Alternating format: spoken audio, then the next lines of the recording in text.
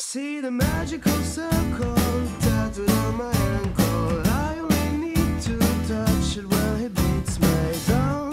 Trade on me, my power's amazing. Mä oon ollut täällä näin ensimmäisestä luokasta asti ja mä oon viihtynyt täällä tosi hyvin ja täällä on hyvä ilmapiiri.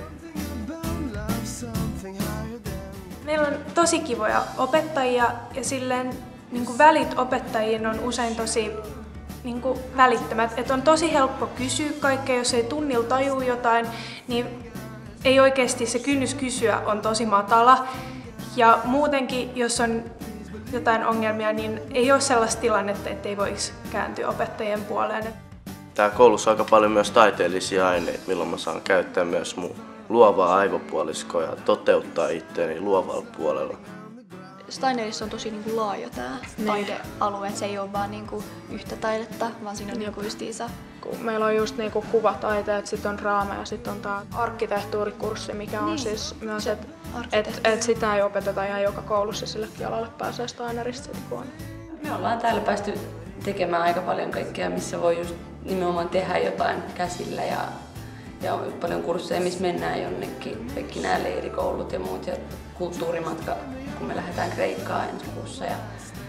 Ja paljon semmoisia asioita tosiaan, mitä ei välttämättä muuten tulisi ikinä kokeiltua. Kaikki Skuviksessa oli savipääkurssi ja sitten on ollut puutöitä. Kirjansidontaa ja sitten ehkä mun henkilökohtainen suosikki on toi draamakurssi, jossa tehdään luokan kanssa näytelmä. Me tehtiin juuri tuossa syksyllä se. I think the main good thing about this school is that the students can have their own will and thinking, and they are more independent, and they can choose what they want to study and where they want to make a progress. They can make in their own spiritual way, or they can just learn things and then use it in the practical life. And the own will is really important on this school, the self-progress.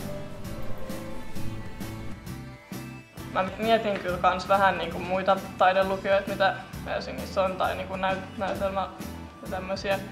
Mut sit mä tajusin, että Steiner-koulu tarjoaa ne kaikki samassa, muuta olisi pitänyt valita esim. Kallion tai jonkun Torkkelin välillä.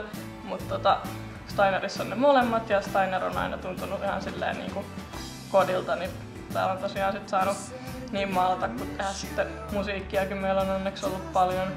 Ja sitten tosiaan niitä näytelmiäkin on niin paljon kuin vaan itse jaksaa tehdä, niin voi tehdä enemmänkin kuin mitä tarjotaan se yksi iso näytelmäprojekti.